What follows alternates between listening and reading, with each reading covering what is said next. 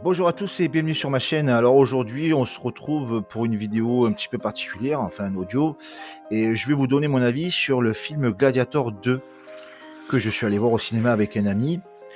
Alors, j'avais entendu des avis positifs et des avis négatifs, bien sûr, et je me suis dit, tiens, ça sera l'occasion de me prêter au jeu et de donner mon avis sur ce film. Alors, évidemment, Gladiator 2 fait référence au Gladiator, celui des années 2000, avec Russell Crowe, qui a joué notamment dans American Gangster, et Joaquin Phoenix, qui faisait le rôle du Joker.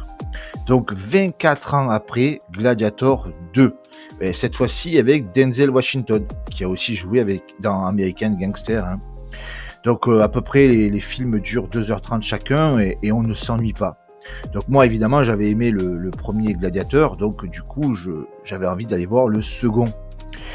Mais j'avoue que avec les avis que j'entendais, j'avais un petit peu peur, mais finalement, je vais vous énumérer un petit peu ce que j'ai aimé et ce que j'ai pas aimé, et puis après, si vous avez envie d'aller le voir, hein, vous faites ce que vous voulez, dépêchez-vous, parce que je crois que ça s'arrête dans pas longtemps.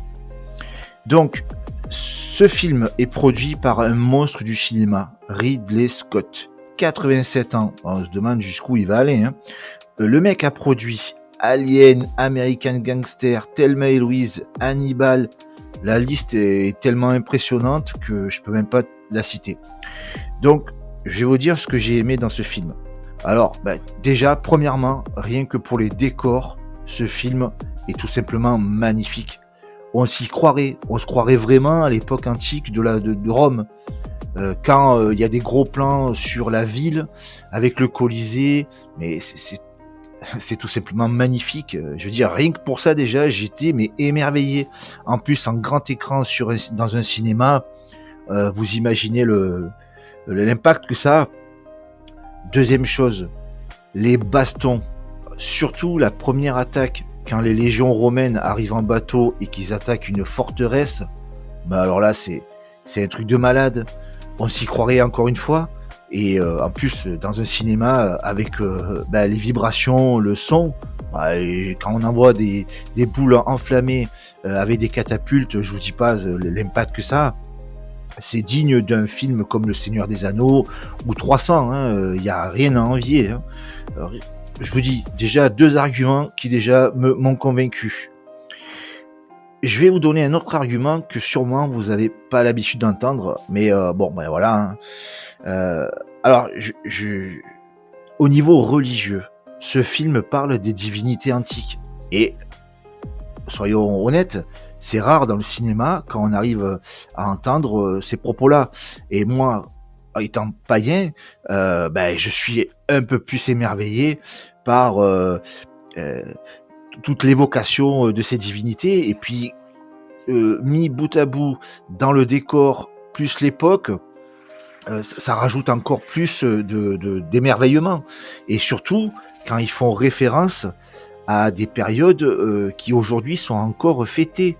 Notamment dans le film, ils commémorent la bataille de Salamine, qui est un des piliers de la fondation de la Grèce antique, qui aujourd'hui est toujours fêtée. Hein.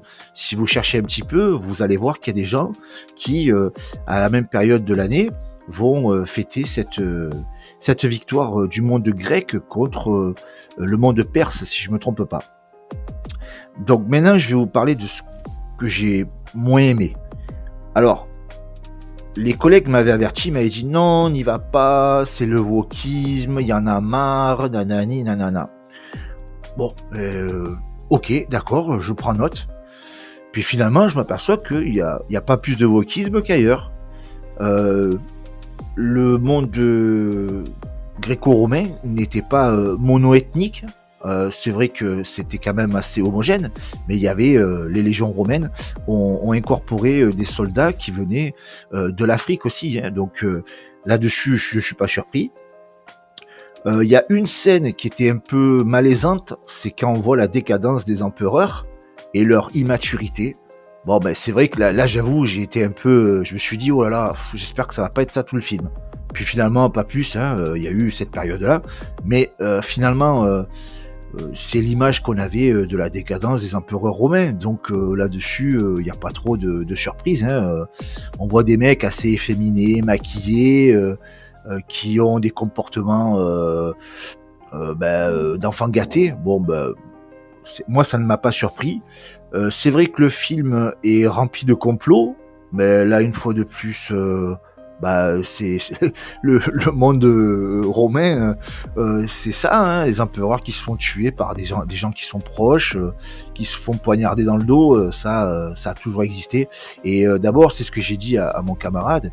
J'ai dit qu'aujourd'hui, on se plaint de la politique actuelle, mais si on regarde bien, il y a 2000 ans, la politique était aussi immorale. Hein. Il y avait des espions, des gens qui se retournaient, des complots, des manigances. Bon, il n'y a rien de nouveau. Hein. Faut un petit peu contextualiser.